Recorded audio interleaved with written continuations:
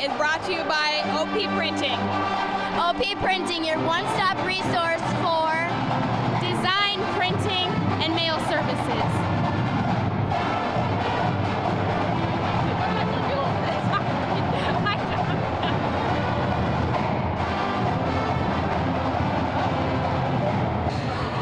The Muscatine Muskies have had their hearts set on being outright MAC champions for the last 11 years.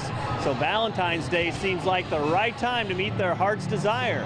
But on the other side, North Scott came to town looking to be heartbreakers.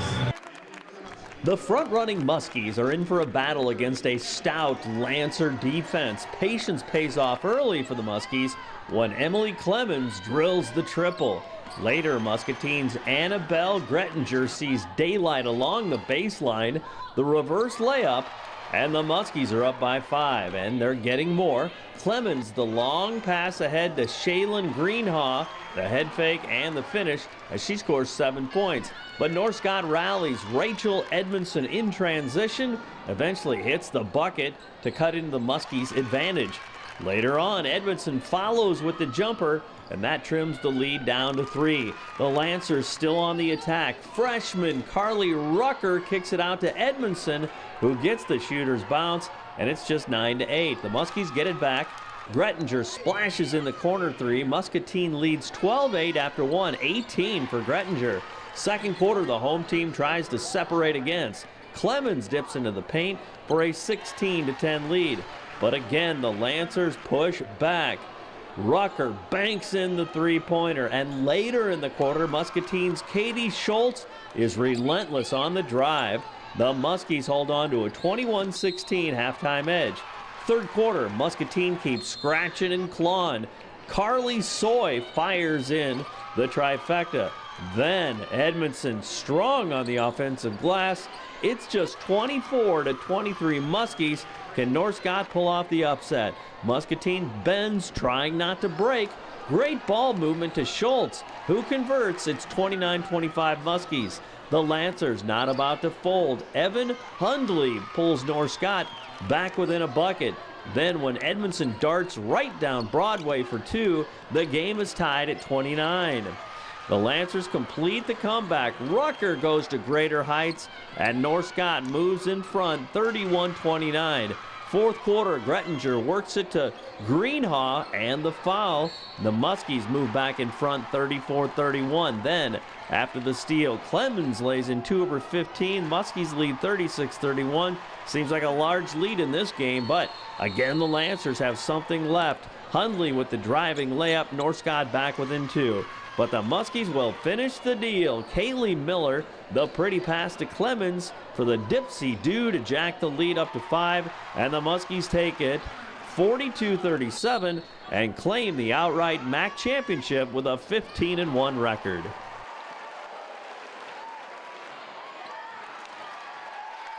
They did a nice job. We knew after having a full week of practice they were going to have a couple different looks, and I thought they shifted gears even sometimes after we called offenses. So they did a nice job of trying to keep us off balance, and really was proud of our kids, kind of how we hung in there and kind of managed through that in the second half.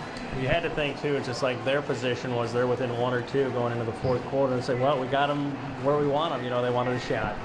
Yeah, and they, you could tell once we were within 1, they were going to try to shrink the game a little bit and delay, and it was nice we could get a little separation there and make it a 2-possession game. And they did get a couple good looks, but I was really pleased we were able to lock it down and take some time off the clock and make just enough free throws. Mm-hmm. Well, how fulfilling is it to get a conference title, knowing what this conference is all about?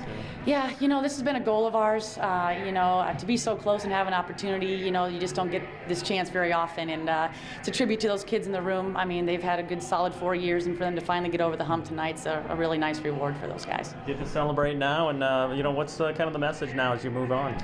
Yeah, I hope they can enjoy tonight, enjoy tomorrow a little bit, but Sunday we get right back to work, and they know that it's a new season and a tougher season, so we've got to pull it back together and focus ahead. We can feel good about this, later. So. How great is this part of coaching? When you fulfill a goal and you see the joy that's going on in that locker room. Yeah, this is kind of the fun part. They've worked hard, and they've pushed themselves. We've pushed them, and for them to be able to look back and be proud of reaching a goal and accomplishing some things, I'm extremely proud out of them, and hopefully they can enjoy this. We knew we'd have to grind some games out towards the end of the season and even at the beginning, and I think we just showed that our veteran group mentality, and we've been in some of these situations before, and I think we handled them really well. They could really defend tonight. They frustrated you guys at least for about 3.5 quarters. Yeah, they're a really athletic team, and they're well coached, and you can tell they work on defense in practice because they're scrappy, and they're just a great defensive team, but they also provided an offensive spark, so we knew we had to defend them. What was the tone in the huddle, things like that, when they had it down to 1 or 2 heading to the 4th? They probably think, well, this is what we'd hoped for, to have a shot. I think it was just focusing us and getting us in one circle and saying we want this, we don't want to share it, and it's something that we've worked all season for, and we just wanted to grind it out and get it done. What made the difference in your mind down the stretch?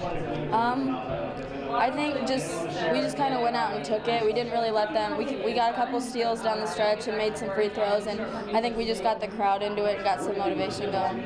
Well, you're standing here conference champ, and it's all your own too. I mean, talk about how enriching that is. You know, you set a goal, and here you are realizing it. Yeah, it's a great feeling knowing that you can maybe surprise some people a little bit, and even surprised ourselves with losing some players last year. But we really proved that girls can step up, and we worked hard in the summer, and it definitely paid off. It's huge for us. I mean, we knew this is what we wanted to do, and sharing it with my best friends. I mean, this team is incredible, so it's just that much better. Talk about, too, the way you had to grind it out in what was the title game, honestly, too, that they came to play. They really defended well tonight. Yeah, North Scott's a good team, and we knew that coming in. We knew that we were going to have to tough it out at the end, and we were able to pull together in the 4th quarter. How scary was it, though? They probably think, you know, it's a 1-point game, whatever, a 2-point game. Boy, we got them right where we want Muscatine, too. What was it like in your huddle as you guys thought of that? I mean, we knew they were going to make a run. We were also confident in our ability to withstand that and make our own run, and so we knew we were up by 2. It kept going back and forth, but we were confident that we would be able to pull it out at the end. You guys made the plays. What was the difference in crunch time, do you think? Like I just said, I think we were a little tougher. I mean, we've been working on it all week during practice, and down the stretch we were able to just get some loose balls and get to the free throw line. Well, and now it's postseason time. I mean, what's going to make you guys a good tournament team, do you think? I think our chemistry, for sure. I've grown up playing basketball with these girls, and so I think our ability to pull together and set a goal and go after that, I think that'll definitely help us. Hey, Muscatine coaches and athletes, let's join the other 9 MAC teams with Fellowship of Christian Athletes huddles. Are you ready to start one here? You can contact me to find out how, and to get more information on Fellowship of Christian Athletes, check out our website at www.illowafca.org. With the FCA Game of the Week, I'm Dan Pearson.